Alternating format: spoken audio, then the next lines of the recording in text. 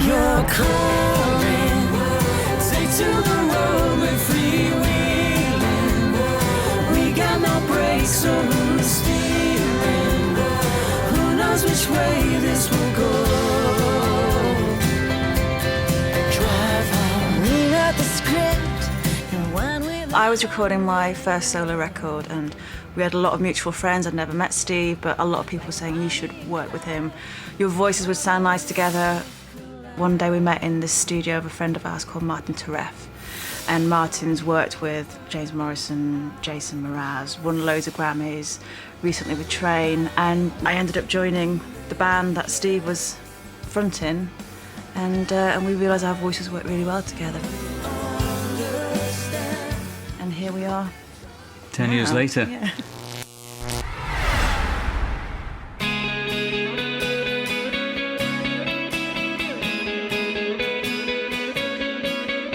I think we've been quite old-fashioned in the way we've approached this album, in that we've tried to make it hang together and be coherent all the way through, certainly feel-wise and lyrically, but we've tried to keep each song as an entity within itself that can kind of stand up and do its own thing. We didn't know how it would sound, really, until we got in the studio, but it sounds great, I think. Is this line of love all that we know? Can you let me in to let it go? 'Cause I'll take the last hit for you. I will shine a light in the dark. I will find your heart and ignite it. Gonna find out just who we are. I will shine a light in the dark. A lot of the songs on the album are written from personal experiences, focusing on the dark side of romance, possibly. And the good side of romance. I like to dwell on the dark side. The door is half open, with one foot in the hall. When the glass is broken, there's nowhere left to fall. The Ghost of Me and You is just a piano and voices. But when we went in the studio and got the voices together, it was just, you had goosebumps. It was ghostly. It was ghostly. Sun won't always shine, but words won't always rhyme. I won't always be waiting. It's not me they're looking through. What else can I do when there's the ghost of me and you? I lay beside you, feel your breath on my face. I knew this record was special, and working with Steve was special because we both live at opposite ends of the country, and there'd be times when I would be writing a particular song, not knowing that Steve was writing this song, and we phone each other up, and the songs would kind of, they'd become one. They made sense, they were a story, and that happened with quite a few of the songs on the record.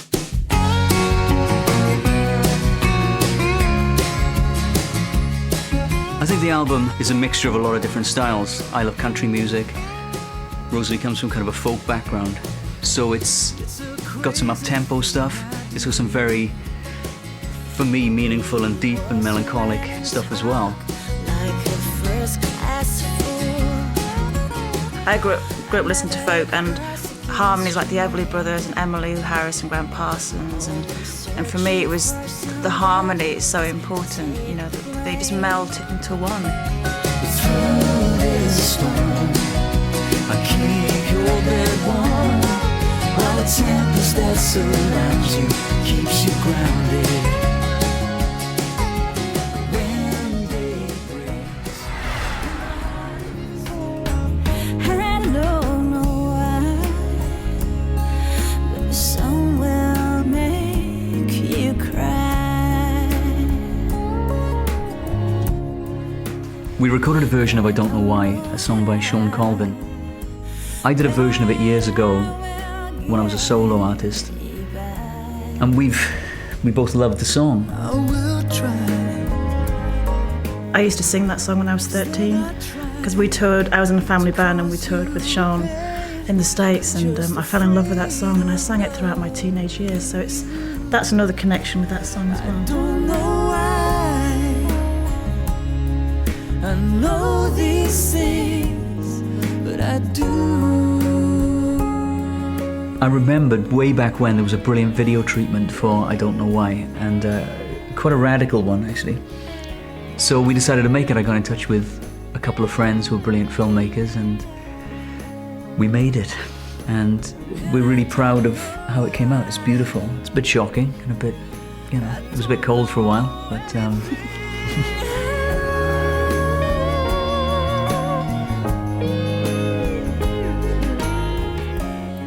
years ago, I was Jesus.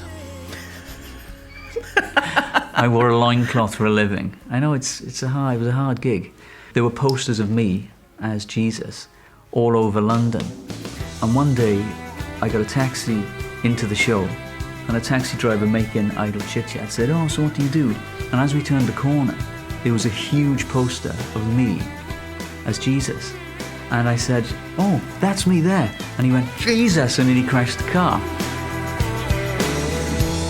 Tonight we took a taxi into town, hit some traffic at the bypass.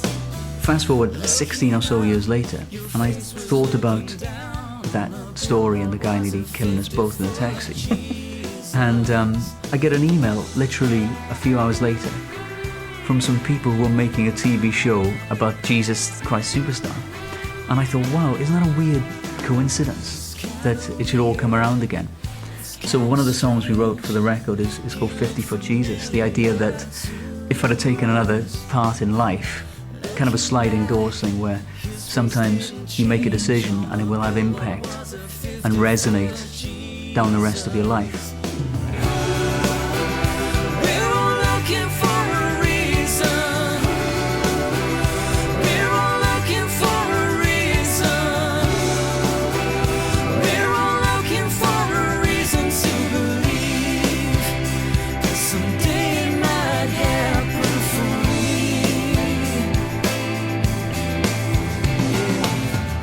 This album is about songs, is about the words and the melody, and about our voices. Something magical has happened for us when we sing. It moves me, it gives me goosebumps, and something happens when we make sound together. So hopefully we've managed to capture that in some way on the record, and we're just hoping other people will kind of feel it as well. I don't